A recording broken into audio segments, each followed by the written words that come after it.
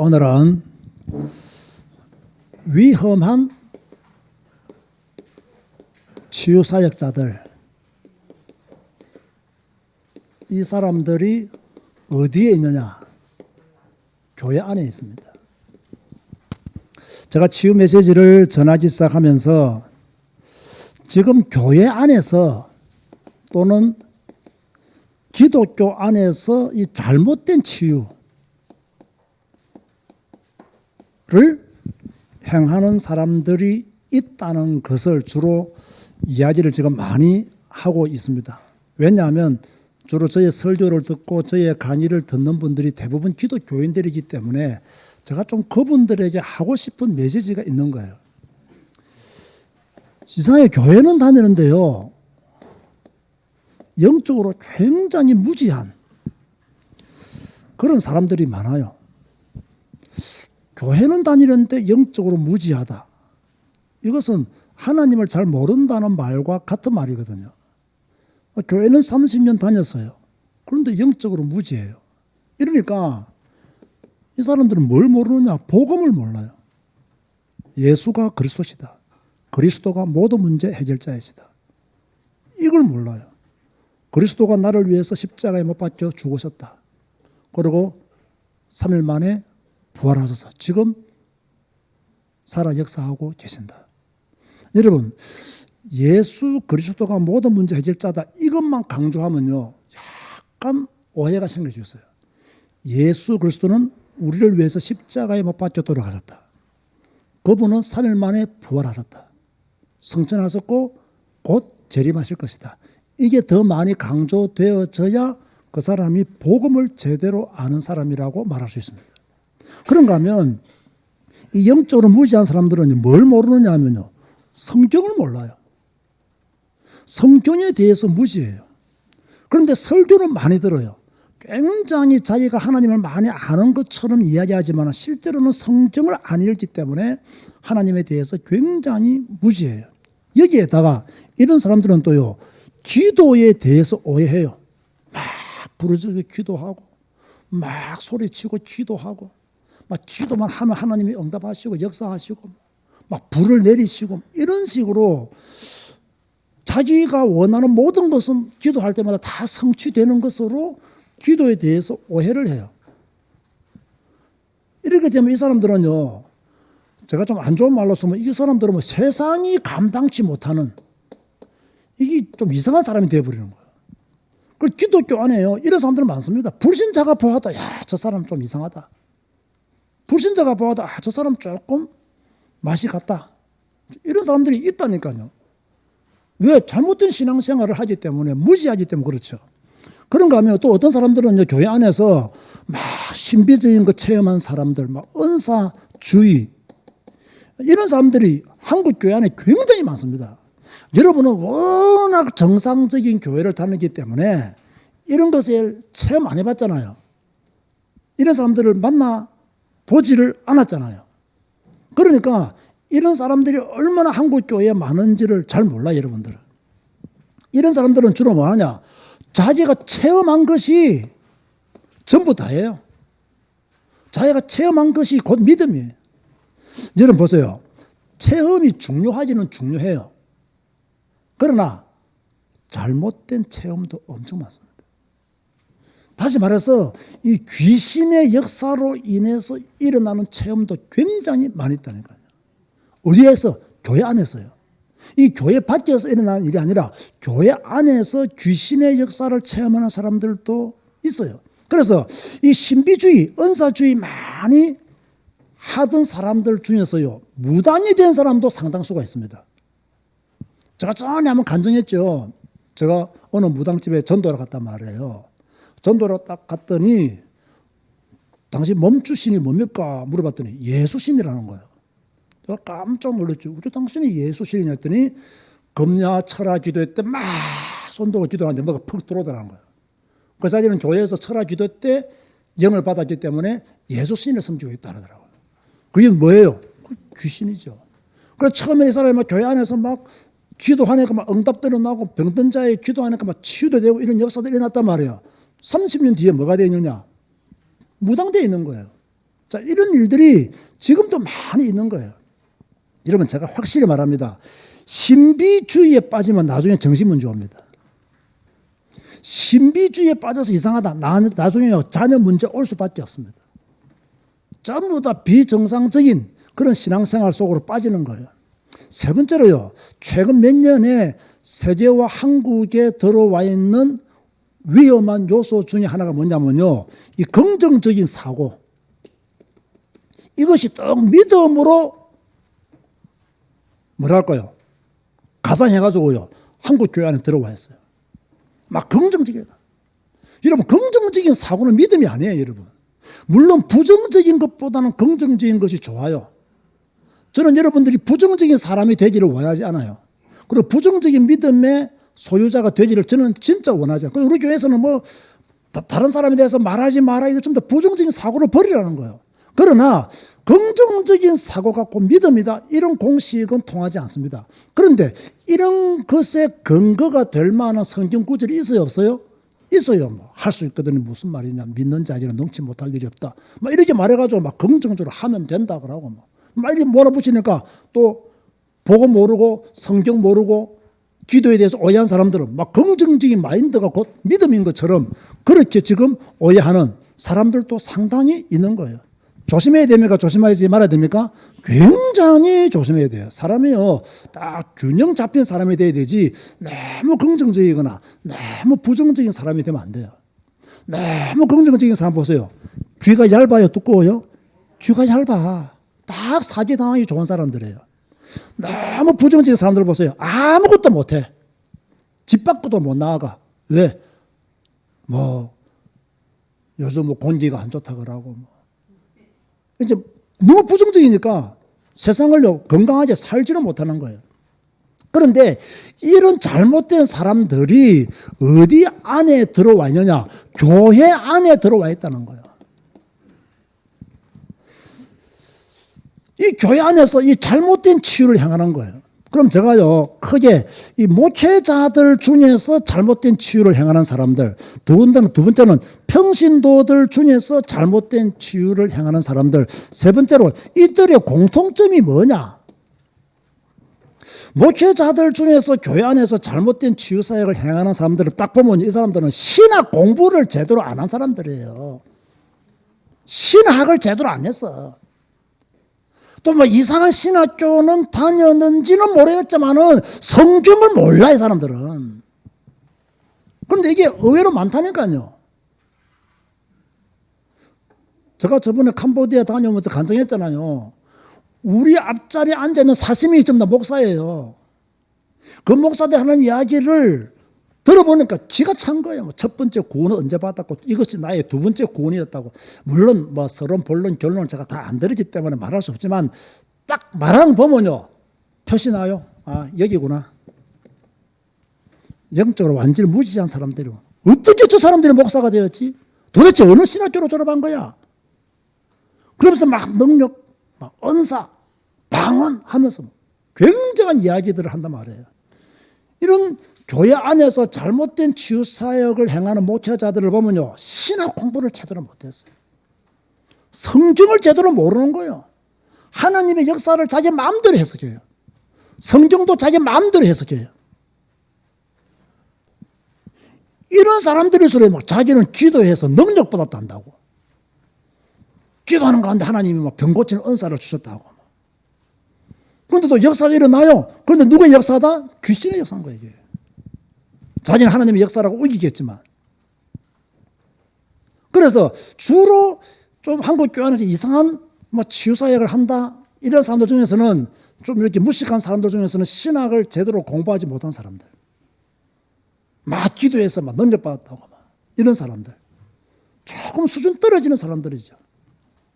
자, 그런가 하면 평신도들 중에서는요, 누가 교회 안에서 잘못된 치유사역을 행하느냐? 이 개인 체험이 너무 강한 사람. 개인 체험을 너무 강조하는 사람이 있어요. 내가 이것을 체험했다. 이런 사람들. 또는 심지어요, 막 하나님의 어떤 직접 계시를 받았다, 이렇게 말을 해요. 이거 전부 다 이거 공갈입니다, 이거. 제가 확실히 말하지만. 요거 전부 다 사탄의 역사입니다. 이거 전부 다 악령의 역사입니다. 이거. 광명한 천사가 역사한 거예요. 그것도 모르고 자기는 하나님이 자기에게 직접 역사했다라고 착각해요. 이런 사람들이 얼마나 교만하냐. 목회자가 이렇게요 가르치잖아요. 목회자의 가르침을 절대로 안 받아요. 목사님은 그것을 체험하지 못해서 그렇다고. 신비한 세계를 아직 몰라서 그렇다고. 제가 이건요, 제가 29살 때 마산에서 교회를 개척하는 가운데 제가 직접 들었던 이야기예요. 제가 그때 14명과 함께 개척을 했단 말이에요. 개척을 했는데 저는 그때나 지금이나 순수해요. 믿어집니까? 안 믿어집니까? 저는 그때나 지금이나 아주 순수합니다. 그리고 생각이면 2번, 3번 잘 못 가요. 좋으면 좋다 해요. 개척한다? 개척하는 거예요. 이 사람들이 누구냐? 이걸 조사를 안 해요. 그걸 개척을 했어요. 했는데 이분들의 신앙이 뭐냐? 신비주의 은사예요. 완전히 신비주의 은사예요. 그러니까 제가 가끔씩 이렇게 교회를 가보면요. 막 자들끼리 이렇게 앉아가지고 막 방언기도를 한참 하고 있어요. 한 30분 방언기도하고 막 돌아서면 내 욕 실컷 하고 막 이런 식이야. 우리 그때 내가 전도사 때 개척이기 때문에 우리 전도사님이 영적인 세계를 모른다면서 막 비판하고 그 시행가. 그래서 제가요 한 번은 우리 마산에 그 당시에 이 무슨 석 목사님이 집회로 왔어요. 나는 그분 별로 안 좋아하거든요. 그래서 내가 예배 드릴 때 내가 공적으로 내가 가지 말아 했어요. 그럼 목사가 예배 드릴 때 공적으로, 그때는 전도사였구나. 전도사가 그래도 담임 전도사니까 공적으로 가지 말라면 가야 됩니까? 가지 말아야 됩니까? 그럼 또 갔다가 치자. 입 다물고 있어야 됩니까? 갔다 왔다고 말해야 됩니까? 창피한 쪽으로 입 다물고 있어야지. 그런데 내 귀에 다 도는 거야, 이게. 와, 떼지면 갔다는 거야. 그 유명한 분이 마산에 왔는데, 우리가 전도사님 말 들을 게 뭐냐, 다 간 거예요. 저는 참 착하고 순수한 대신에 한 번 열나면 못 참습니다. 그래서 내가 말을 했죠. 내가 가지 말았는데 왜 갔냐고 말하더니. 그랬더니 제일 그때 성질 지라 같은 사람이 나한테 뭐랬냐. 전도사님은 내 시동생보다 나이가 2살인가 3살 적다는 거예요. 이게 또라이. 여러분, 목회자로서 가르치는데 자기 시동생 나이가 왜 나오고 내 나이가 왜 나옵니까? 완전히 또라이야, 이게. 제가 또라이라는 말을 펴는 게 이상합니까? 또라이예요, 그게. 우리가 이래서 갔는데 미안합니다든지, 이렇게 말해야 되는데, 전도사님은 내 시동생보다 나이가 2살인가 3살 적다면서 또라이. 대화가 안 되는구나. 목회자에 가르침 받잖아요. 결국 그 사람들이 남아있었겠습니까? 다 떠나갔겠습니까? 다 떠나갔어요. 다 떠나갔어요. 떠나가는데 나한테 축복이었겠어요? 저주였겠어요? 저주였어요. 꼴랑 교회 14명 있는데 다 떠나가면 저주지, 무슨 축복이 되겠어요. 그런데 그게 여러분의 고백처럼 축복이 되었어요. 축복이 되었다. 그래서 싹 떠나니까, 얼마나 교묘한지요. 새신자가 오잖아요. 나도 모르게 자기들이 먼저 신방을 가요. 이야, 그래가지고 탁 갈 때 좀 가난하다 보면 살 같은 거 좀 사가고 이래 가지고 그 사람 마음을 탁 얻어요. 그래서 그 뒤로부터 내가 말하면 이 사람한테는 내 말이 안 들어가. 쌀 사준 그 사람 말만 들어가 있어요. 이러니까 모체가 안 되는 거야, 모체가. 그래도 제가 이렇게 호락호락한 성격은 아니잖아요. 원래 순수하고 착한 사람들의 성격이 호락호락하지 않습니다. 딱 한 가지만 보고 가기 때문에. 결국에는요, 딱 재직기를 하는데 재직기에서 결정된 것을 이분들이 반대를 했어요. 결정됐는데 반대를 했어요. 왜? 여기에서 주도적인 역할을 하는 사람이 그날 재직기에 안 왔어. 안 왔는데 자기 없다고 결정됐다고 이 사람들 막 한 거예요. 내가 딱 그때 화가 난 거예요. 그래서 나는 아무 말 안 했어요. 저는 화가 나면 내가 막 화를 내서 말을 하면 그때는 화가 덜 난 거예요. 내가 입 딱 다물고 있으면 진짜 화난 거예요. 기도했어요. 그때 와라락 다 나갔어요. 진짜로. 와라락 다 나갔어요. 다 나오고 난 뒤에 나는 그것을 딱 끝냈어요. 그 몇 사람 남았는데 그분들이 아직까지 저한테 연락을 하고요. 그분들이 아직까지 우리 언택트 교회 성경 읽게 들어옵니다. 그분들이. 그러니까 평촌도중에서 이렇게 목회자의 가르침을 받지 않아요. 자기 마음대로 해요. 그러면 이들의 공통점이 뭐냐?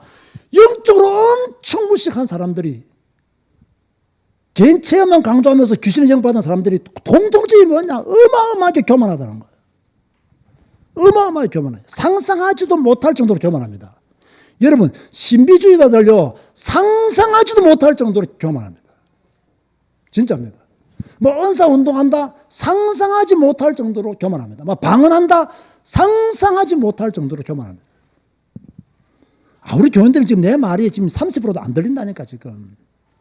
워낙 좋은 딴에서 신앙생활 했기 때문에 이해가 안 될 수도 있어요.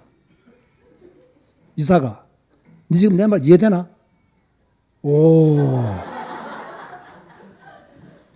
왜냐면 신앙의 집안에서 자랐기 때문에 이 일어난 일들을 많이 보았고 들었을 거란 말이에요. 그런데 누가 봐도 비정상적인데 여기에 걸려드는 성도들이 있어요. 누가 걸려드느냐? 자기 나름대로 갈급한 문제를 가진 사람들일수록 걸려들어요. 뭐 오랫동안 이 사람이 어떤 문제를 가지고 있었어. 이게 해결이 안 돼. 이걸 해결받기 위해서 막 여기저기 돌아다니는데 해결이 안 돼. 막 특별히 막 질병을 가지고 있어요. 그런데 해결이 안 돼. 어떤 영적인 문제 속에서 막 고민되고 막 갈등이 굉장히 많아요. 해결이 안 돼. 이러니까 막 여기 찾아가고 저기 찾아가고 이 세미나 가고 저 세미나 가고 막 돌아다니는 거예요. 이런 사람들의 특징이 뭐냐면요. 복음에는 관심이 없어요. 자기 문제 해결에만 관심이 있어요. 여러분, 이게 얼마나 위험한 건지 압니까, 여러분? 문제가 있으면 있을수록 복음에 가야 되거든요. 어려운 일이 있으면 있을수록 복음에 관심을 가져야 돼요. 예수 그리스도께 오늘 다윗처럼 여호와께 피해야 돼요. 그런데 이 사람들은요, 사람들에게 피해버려요. 어떤 방법에 피해버려요. 사람들에게 피해버리고 복음에는 관심이 없고 어떤 방법에 피해버린단 말이에요. 이래서 막 복음에는 관심이 없고 막 능력, 복음에는 관심이 없고 또 어떤 치유, 그야말로 제가 말하는 그런 치유가 아닙니다. 이런 것에만 관심이 있단 말이에요. 이러다가 막 특별히 더 좋아하는 이 사람이 안수를 한다, 뭐 예언을 한다, 뭐 방언을 한다, 이러면 와라락 다 모이는 거 이쪽으로. 100% 사단의 역사에 걸려듭니다. 100%. 따라서 하세요. 돌아다니지 말고 성경 읽고 성경 배우자. 이게 능력이고 이게 우리의 믿음이 돼야 돼요. 제가 이렇게 허리가 늘 아프잖아요. 여러분이 아마 잘 모를 겁니다. 제가 허리 아프다면 꾀병으로 알 겁니다. 그러지 운동 많이 하시면서 허리는 왜 아프냐고. 제가 허리와 관련된 운동은 전혀 하지 않습니다. 왜 안 하느냐면 우리나라의 척추의 신이라고 불리는 한 분이 계세요. 서울대학교 정선근 박사입니다. 그분이 무슨 말을 했냐면요. 허리가 안 좋은 사람은 이것저것 하지 말고 아무것도 허리를 위해서 하지 말라는 거예요. 근데 그분의 그 유튜브 동영상을 내가 자주 본단 말이에요. 가만히 들어보니까 이분의 말이 맞는 거예요. 자, 내가 이제 허리가 안 좋은 사람들은 허리 스트레칭 한다고 막 허리 숙여서 앞으로 숙이고 합니다. 저는 또 유연성이 좋아가지고 앞으로 쑥 떨어져. 여러분은 뭐 무릎에서 깔딱깔딱 하겠지만 나는 쑥 내려가요. 그리고 막 허리를 아프니까 허리를 강화시켜야 해서 허리 막 윗몸 이렇게 해요. 이게 전부 다 허리 안 좋은 사람한테는 독이라는 거예요. 그러니까 모르면 허리 건강을 위해서 아무것도 안 하는 것이 허리 건강에 좋다는 거예요. 저 그 말 들어보고 진짜 일리가 있더라니까요.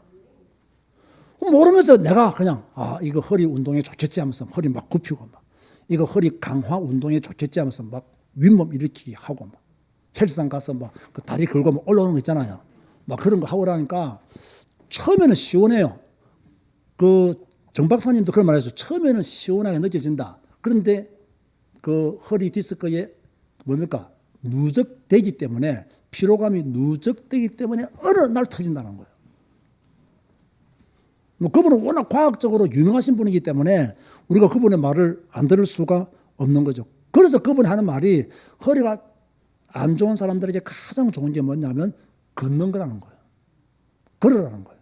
아니면 조금 뛰든지 그것만 하지 말라는 거예요. 제가 이 설교를 준비하는데 그분의 말씀이 생각이 났어요. 왜 생각이 나느냐? 그냥 모르면 가만히 앉아서 성경 읽고 성경 배우면 돼요. 모르는데 왜 여기저기 돌아다니냐 말이에요. 그러니까 이상한 집단에 속하게 되고 이상한 집단에 속하니까 막 가정까지 버리고 이상한 기독교인이 돼가지고 불신자들이 손가락질할 정도로 맛이 가버리는 그런 성도들이 한국교회에 많다는 거예요. 여러분 우리가 알면 얼마나 알겠습니까? 저는요 이 성경을 읽을 때마다 나는 정말 성경을 너무 모른다는 생각이 뼈에 사무칠 정도로 느껴져요. 나는 정말 성경을 모르는구나. 나 이렇게 성경을 모르고 어떻게 내가 목사를 했지? 내가 정말로 성경을 모르는구나. 읽으면 읽을수록 그 깊이와 높이와 넓이에 대해서 궁금하고 알고 싶고 더 누리고 싶고. 여러분 마찬가지예요. 여러분 자꾸요 뭐 모르면서 자꾸요 아는 척 돌아다니면 더 골치 아파요. 그냥 가만히 성경 읽고 계시기를 주님의 이름으로 권면드립니다. 뭐 모르면서 아는 척하고 돌아다닙니까 여러분? 말하고 허리 굽히고 윗몸 일으키게 하고 헬스장 가지고 다리 걸고 왔다 갔다 합니까? 진짜 모르면 가만히 있어야 돼요. 내가 이 복근 운동을 좀 해야 되겠다 싶어가지고 벤치에 누워가지고 다리를 들었단 말이에요. 그게 또 허리에 그리 안 좋다네요. 하는 것마다 좋은 게 하나도 없어. 복근 운동하여서 누워서 다리를 드는 이것도 허리 안 좋다는 거예요. 맞아. 이제 허리를 위해서 아무것도 안 해야 되겠다. 그런 생각이 드는 거예요. 다시 말합니다. 여러분 신앙생활 궁금하고 뭐 배울 게 많고 그렇죠. 돌아다녀라 다니지 마라. 다니지 마라. 뭐하고 가만히 앉아있어라. 성경 읽고 성경 배우고 가만히 앉아있어라. 돌아다닌다고 되는 게 아닙니다. 이게요. 그죠? 하나님의 역사가 하나님의 말씀을 통해서 일어날 확률이 더 크지 돌아다닌다고 하나님의 역사와 응답이 일어난다는 것은 틀린 말이에요. 자, 교회 안에는 하나님의 영 성령께서도 역사하지만 거짓의 영도 역사해요. 어디서? 교회 안에서. 거짓 선지자들이 어디에 있느냐? 교회 안에 있어요. 성경을 잘 보세요. 마태복음 7장 15절 뭐라고 말씀하고 있습니까? 거짓 선지자는 양의 옷을 입고 있다. 거짓 선지자인데 양의 옷을 입고 성도들을 노락질한다. 마태복음 24장 11절 거짓 선지자는 사람을 미혹한다. 마가복음 13장 22절 거짓 선지자는 이적과 기사를 행한다. 왜 이적과 기사를 행하느냐? 택하신 자들을 미혹하기 위해서 거짓 선지자들이 교회 안에서 이렇게 활동하고 있는 거예요. 그런데 성경을 보아도 이렇게 거짓 선지자들이 참 많았어요. 오늘 본문으로 제가 택한 출애굽기 7장 22절 술객들, 바로의 술객들 10가지 재앙 중에 피재앙과 개구리 재앙을 따라하잖아요. 얼마나 능력이 있습니까?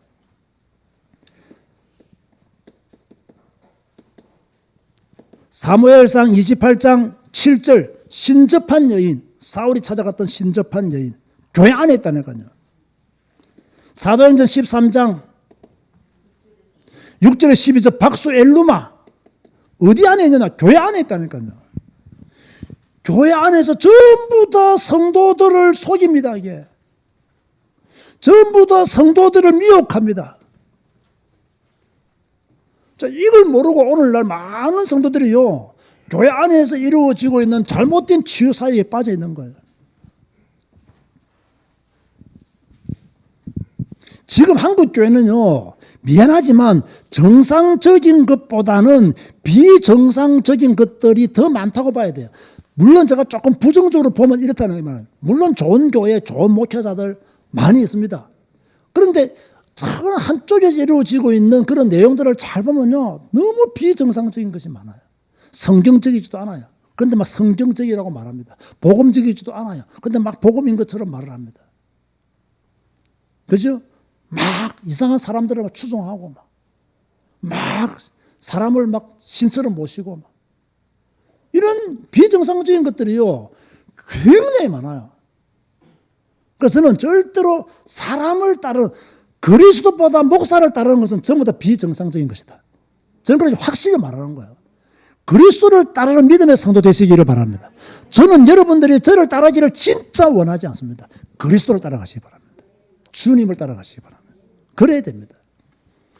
아니, 성경의 권위는 인정하지 않으면서, 성경 말씀은 인용하지 않으면서 설교를 자꾸 인용해요. 성경을 인용해야 돼요. 성경 말씀을, 성경의 권위를 더 높이 두라는 거예요. 이런 것들 여러분요, 오해하고 들으면 안 됩니다. 우리의 기본적인 신앙이 뭐냐? 성경의 권위를 100% 인정하는 신앙이 돼야 돼요. 그런 신앙이 안 되면 비정상적인 신앙으로 갈 가능성이 굉장히 많다. 지금 위험한 치유사역들이 교회 안에서 일어나고 있다.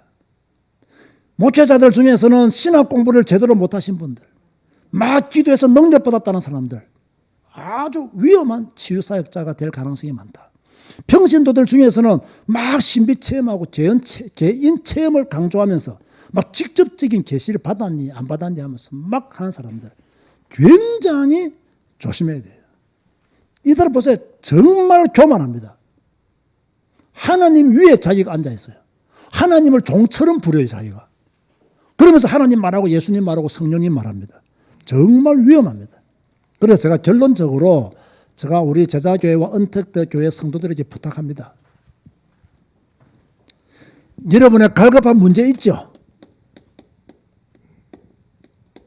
이 문제 해결에만 여러분의 신앙을 다 걸지 마세요. 여러분도 좀 이렇게 치유되고 회복되기를 원하는 그런 기도 제목들이 있죠. 그러나 이것에만 집중하지 마세요. 내게 증거와 응답을 달라.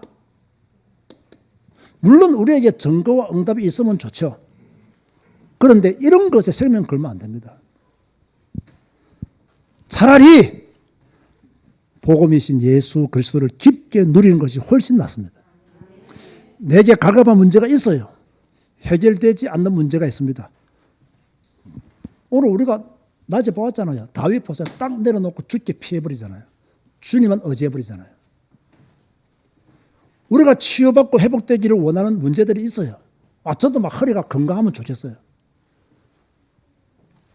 그러나 허리가 건강하지 못하다 할지라도 나는 주님 바라보고 주님 의지하면 되는 거예요. 증거와 응답, 여러분 꼭 증거와 응답, 여러분이 하나님의 자녀가 된 그 이상의 증거와 응답이 어디 있겠습니까, 여러분? 여러분이 믿음의 사람이 되고 하나님의 사람이 되고 여러분들이 전도의 사람이 되고 선교의 사람이 되고 여러분이 천국까지 갈 사람인데 이것만큼 큰 증거와 응답이 어디 있냐 말이에요. 그런데 사소한 것 때문에 막 생명 걸고 그 해결 안 되면 하나님은 안 살아계시고 그 해결되면 내가 하나님의 은혜를 누린 것이고 그 해결 안 되면 하나님이 나를 버린 것이고 그 해결되면 내가 응답과 증거를 가진 것이고 이런 것으로 생각이 돌아간다면요. 신앙생활을 잘못하고 있는 겁니다. 내 문제가 해결 안 돼도 예수는 그리스도십니다. 치유가 안 되고 회복 안 돼도 예수는 살아계십니다. 그렇지 않습니까? 증거와 응답 없어도 주님은 반드시 재림하십니다. 이런 믿음을 확고히 가져야 됩니다. 위험한 치유 사역자들 어디에 많이 있느냐? 교회 안에 많이 있다. 제가 아무리 외쳐봤자 이 강의와 설교를 듣는 분들은 소수입니다. 그런데 그 소수가 너무너무 중요한 분들이에요. 적어도 이 강의를 듣는 그 소수는 절대로 이런 것에 빠지지 않기 때문에 그 소수가 되시기를 주님의 이름으로 축원드립니다. 주님 감사합니다. 오늘도 치유 메시지로 한국 교회 안에서 이루어지고 있는 잘못된 치유 사역자들의 특징이 무엇이며 또 그들의 공통점이 무엇이며 또 성경에는 어떤 잘못된 치유 사역들이 있었는가를 저희들이 간단하게 살펴보았습니다. 핵심되는 메시지들을 우리가 마음에 새기게 하여 주옵시고 우리는 성경 읽고 성경 배우는 자로 남게 하여 주옵소서. 예수님의 이름으로 기도드리옵나이다.